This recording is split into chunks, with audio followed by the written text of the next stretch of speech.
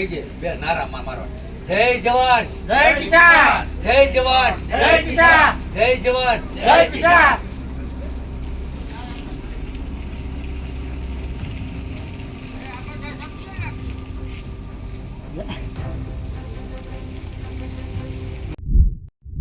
મોરબીના જેતપર ઉપર તો ભાજપને વોટ માંગવા ન આવું તેવા બેનર લાગી ગયા છે, પણ હવે આસપાસના વિસ્તારોમાં ગ્રામજનો પણ આ બોર્ડ લગાવી રહ્યા છે. જે લોકો એમઆરસી કમિટીનો વિરોધ કરી રહ્યા છે, અધિકારીઓને વિલામોડે પરત જવું પડી રહ્યું છે, તંત્રને સહકાર નથી મળી રહ્યું, ત્યારે ગામે ગામ ફરીને જે જેતપરની છાવણીની ટીમ છે તે તેમને શાબાશી આપી રહી છે, હારતોડા કરી રહી છે. પણ આ સૌથી મહત્વપૂર્ણ બાબત, આ વિસ્તાર એક કાંતિ અમૃતિયાનો વિસ્તાર છે. કાંતિ અમૃતિયાના ભાઈ પોતે ખેડૂતોનું સાથે છે, સરકારના વિરોધમાં છે. હવે ગામોમાં જો ભારતીય જનતા પાર્ટીના નેતાઓને, મંત્રીઓને, પ્રધાનોને ન ઘૂસવા દેવાની વાત કે ચીમકી અપાઈ રહી છે, તેનાથી ભારતીય જનતા પાર્ટી સ્થાનિક સ્તરે પરેશાન છે. નમસ્કાર, હું છું ચિંતામણી પુત્ર અનિલ પટેલ. સ્વાગત છે આપનું અમારા કાર્યક્રમમાં. ખાસ કરીને તમને જણાવી દઈએ કે જે રીતે પાર્ટ 3 આંદોલન પાર્ટ 3 ચાલી રહ્યું છે, તેમાં અહિંસાના માર્ગે તમામ ઘટનાક્રમ થઈ રહ્યું છે, સત્યાગ્રહ ગાંધીજીના માર્ગે થઈ રહ્યું છે. હવે ગામે ગામ ભાજપે વોટ માંગવા ન આવું તેવા બેનરો લાગી રહ્યા છે. આવો જોઈએ કઈ રીતે બેનર લાગી રહ્યા છે અને જે નેહુલ અમૃતિયા સહિતના જે ટીમ છે તેઓ લોકોને કેવી રીતે જાગૃત કરી રહ્યા છે અને એમઆરસી કમિટીમાં સહયોગ ન આપવા એટલે કે અસહયોગ આંદોલન કરવા કેવી રીતે સમજ. એટલે તમે જુઓ, આ ખાસ સંદેશ આપણે એ દેવાનો છે જે આ બધા ગામના જુવાની આવું કહેવાય ને, જે આ કાયદાકીય રીતે દરેક અધિકારીને જે જવાબ આપે છે ને એ બદલ ગામના વડીલો તમે જોઈ શકો છો ને ફૂલ હારથી સ્વાગત કરે છે. એટલે આવું દરેક ગામમાં થવું જોઈએ. દરેક ગામના જે વડીલો છે, જેને કાયદાકીય નોલેજ નથી પરંતુ આપણા ગામના દીકરા છે, બરોબર, જેની પાસે આ કાયદાકીય નોલેજ છે અને અધિકારીની આંખમાં આંખ નાખીને વાત કરી શકે ને એનું સ્વાગત થવું જોઈએ, જેથી એનો ઉત્સાહ વધે. બરોબર.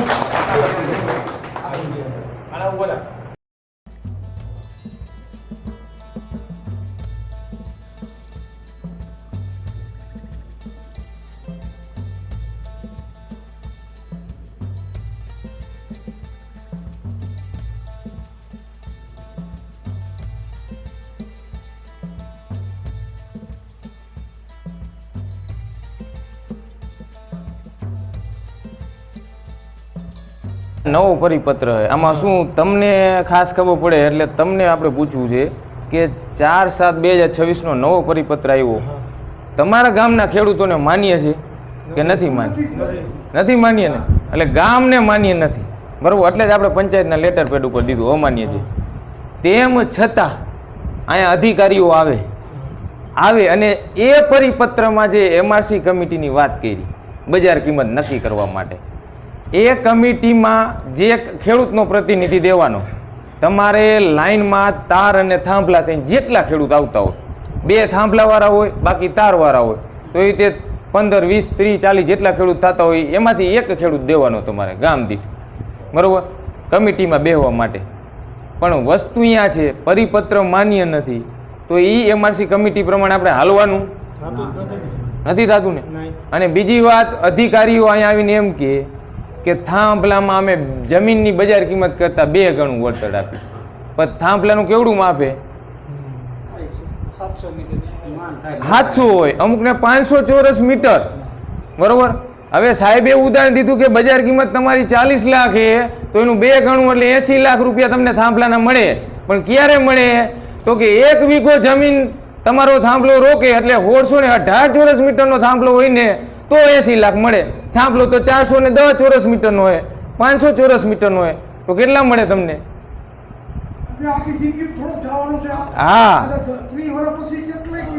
હા, દાદાએ વાત કરી, આ તો આખી જિંદગી રહેવાનો હોય. આપણા મેઇન વસ્તુ એ છે કે આ થાંભલો ને તાર આવવાથી આમાં મેગ્નેટિક ફિલ્ડ ઉત્પન્ન થાય. 765 કેવી 800 કેવીની લાઈન, આપણા જીવનું જોખમ શું? પૈસા તો બીજી વાર સાઈડમાં રહ્યા, ગામનો કોઈક મોભી મરી જાય જેના ઉપર ઘર હાલતું હોય, શું કરવાનું? અને બીજી અહીંયા અધિકારી આવીને જે એમઆરસી કમિટીની વાત કરી કે બજાર કિંમત નક્કી કરવામાં અત્યાર સુધી એવું હતું કે ખેડૂતનો પ્રતિનિધિ નહોતો, હવે ખેડૂતને પ્રતિનિધિને એમાં ઇન્વોલ્વ કરીએ આપણે. તો ખેડૂતનો પ્રતિનિધિ ઇન્વોલ્વ કરો છો, પણ તમે અહીંયા આવીને ખેડૂતોને ગામડે ગામડે આવીને એ સમજાવો કે એમઆરસી કમિટીમાં આખી પ્રોસેસ સમજાવો કે કઈ રીતે ડ્રો થશે, એમાં કઈ રીતે કવર ઉપડશે, કઈ રીતે કહેશે. એ તો તમે સમજાવતા નથી. ખાલી અહીંયા આવીને વાત એમ કરો કે તમને અહીંયા એમઆરસી કમિટીમાં બેહારવાના, તમને સ્થાન દીધું ખેડૂતોને, પણ આખી પ્રોસેસ ખેડૂતોને સમજાવો. તમે સમજાવવા જ આવ્યા હો ખેડૂતોને જાગૃત કરવા આવ્યો હો, તો આખી વસ્તુ સમજાવો. કેમ નથી અધિકારીઓ સમજાવતા? એમાં આખી પ્રોસેસ એવી છે કે જે 3 વેલ્યુઅર આવે, કંપનીનો વેલ્યુઅર આવશે, કલેક્ટર સાહેબનો આવશે અને ખેડૂતનો આવશે. હવે એક કવર એમાં 3 વેલ્યુઅરે રિપોર્ટ આપ્યા હોય, 3 માંથી ગમે કલેક્ટર સાહેબ 2 ઉપાડશે. એક કવર ઉપાડ્યું એમાં બજાર કિંમત 100 રૂપિયા નીકળી અને બીજું ઉપાડ્યું એમાં 120 નીકળી. તો 2 માં ઓલું કયું કહેવાય નીચું? 100 કે 120? 100 નીચું કહેવાય ને. તો 100 ના 20% એટલે કેટલા થાય? 20 રૂપિયા વધારે. એટલે 100 અને 120 વચ્ચે 20 રૂપિયાનો ગાળો હોય, અંતર હોય, તો એની એવરેજ કાઢવાની. એટલે 100 અને 120 ની એવરેજ 110 રૂપિયા બજાર કિંમત નક્કી થાય. હવે ધારો કે કલેક્ટરે એક કવર ઉપાડ્યું 100 રૂપિયા નીકળે ને બીજું ઉપાડ્યું ને 130 રૂપિયા નીકળ્યા, તો બે વચ્ચે ગાળો થઈ ગયો 30 રૂપિયાનો. એટલે 100 ના 20% એટલે 20 રૂપિયા કરતા વધારે. તો શું કરશે કલેક્ટર સાહેબ? 100 અને 130 માં નીચી વેલ્યુ કઈ? 100. તો 100 ના 10% વધારવાના. 100 ના 10% એટલે 10 રૂપિયા વધારી દો, એટલે 110 રૂપિયા બજાર કિંમત તમારી નક્કી થાય. અને ત્રીજો આપણે 110 થઈને પછી આપણે ખેડૂત એમ કહી કે 110 અમને નથી ગમતી, તો શું કરે કલેક્ટર સાહેબ? ઓલું ત્રીજું કવર હોય ને ત્રીજું કવર ઉપાડે અને ત્રીજા કવરમાં ધારો કે નીકળ્યા 200 રૂપિયા. એક 100, એક 130 અને ત્રીજું 200 રૂપિયા. આ 3 કવર નીકળ્યા અને 3 માંથી જે સૌથી 2 નીચા હોય એટલે નીચા કયા થાય? એક 100 અને 130. એ બેની એવરેજ કાઢો એટલે 115 રૂપિયા બજાર કિંમત થઈ. હવે ખેડૂતનો પ્રતિનિધિ એમઆરસી કમિટીમાં બેઠો હોય, ખેડૂતનો વેલ્યુઅર એમાં બેન 200 રૂપિયા નક્કી તમારી જમીનની કિંમત નક્કી કરી હોય, પણ 200 વાળું કવર તો કોઈ કાળે નથી આવવાનું તમારું. તો આ કેમ નથી સમજાવતા અહીંયા દરેક અધિકારીઓ આવીને? ખેડૂતને સ્થાન મળ્યું એમઆરસીમાં, સાચી વાત છે, પણ આ વસ્તુ આખી સમજાવો દરેક ગામડે ગામડે જઈ.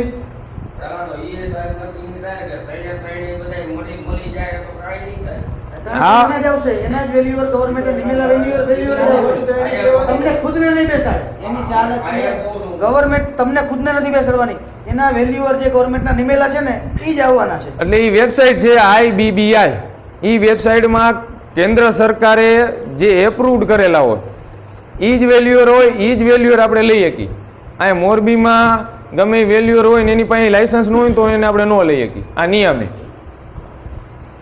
એટલે આવી રીતે દરેક કર્મચારીને આપણે એ કહી છીએ કે તમે ખેડૂતોને ગામડે ગામડે સમજાવવા જાઓ છો તો આવી રીતે પૂરી માહિતી સમજાવો, બરાબર, જેથી કરીને ખેડૂતોને ખબર છે. અને ગામના લોકો કહે છે એમને પરિપત્ર જ માન્ય નથી, 2 ગણું વળતર. અને બીજી વાત મુદ્દાની, સાહેબે આવીને એમ કીધું કે તમને ઉદાહરણ દીધું 40 લાખના 80 લાખ મળે થાંભલાના. એ કીધું એમ કીધું કે તારમાં 40 લાખ હોય, ઓલા 40 લાખ હોય તો એના 30%, એટલે ત્રીજો ભાગ નથી દેવાનો તમને. ત્રીજો ભાગ એટલે 33.33% થાય. એ કેમ નથી દેતા અધિકારીઓ અહીંયા આવીને?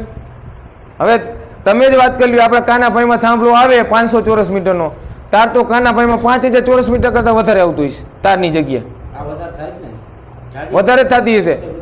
અમારે આ ઓલા ભગાભાઈ એ બરોબર, એને થાંભલો 410 ચોરસ મીટરનો હોય, પણ તાર આવે 15000 ચોરસ મીટર.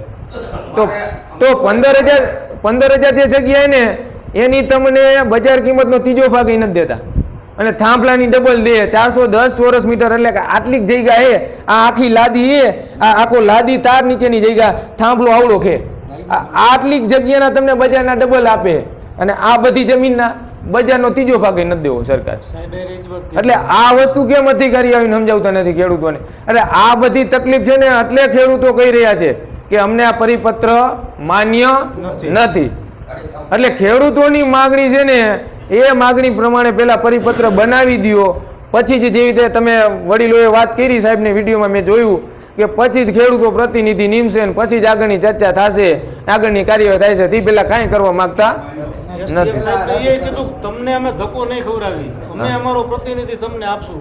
પહેલા જીઆર ને નામંજૂર કરો, જેતપુર છાવણીમાંથી જે કઈ મુદ્દા મૂકવામાં આવ્યા છે એને અનુસરી અને નવો જીઆર મૂકે સરકાર તો તમારે અહીંયા ધક્કો નહીં ખાવો પડે. અમે અમારો પ્રતિનિધિ અહીંયા મોકલી દઈશું.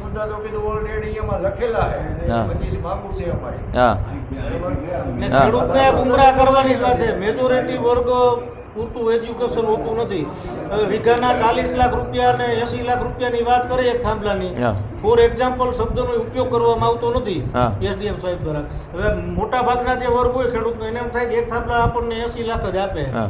વાસ્તવિકતા શું એ ખબર નથી. નથી. અને 3 ગણા 4 ગણાની વાત કરે છે તો તારમાંથી આ ત્રીજો ભાગ ઈ નથી કહેતા 30% હા. જમીનના માર્કેટ. પણ શું તમે સાચી વસ્તુ તો સમજાવો. એટલે અને ખાસ હું ગુજરાતના જે 18,000 ગામડા એને અહીંયાથી સંદેશ દેવા માગું છું. આવી રીતે ધીમે ધીમે દરેક સરકારી કર્મચારી પ્રતિનિધિ આવશે તમારા ગામમાં MRC કમિટી પ્રમાણે પ્રતિનિધિ ચૂનવા માટે. તો દરેક ગામના ખેડૂતો ખાસ આવી રીતે જે સોખડા ગામના ખેડૂતો જાગૃત થયા અને વિડીયો ઉતાર્યો એ રીતે દરેક વિડીયો ઉતારો અને વિડીયો ઉતારીને દરેક સોશિયલ મીડિયામાં શેર કરો, જેથી કરીને દરેક ગામના જે બીજા ખેડૂત જાગૃત નથી જાગૃત થાય. બરોબર. અને આવી રીતે એને બધા ગામડે જાગૃત કરો અને દરેક અને આપણે અહીંયાથી અધિકારીઓને પણ એ કહી છીએ તમે અહીંયા દરેક ગામડે આવીને ખેડૂતોને સમજાવવા આટલી મહેનત કરો છો. બરોબર. MRC કમિટીમાં પ્રતિનિધિ સિલેક્ટ કરવા માટે તમે અહીંયા ખેડૂતોને ઘડીએ વળીએ ફોન કરો. બરોબર ને.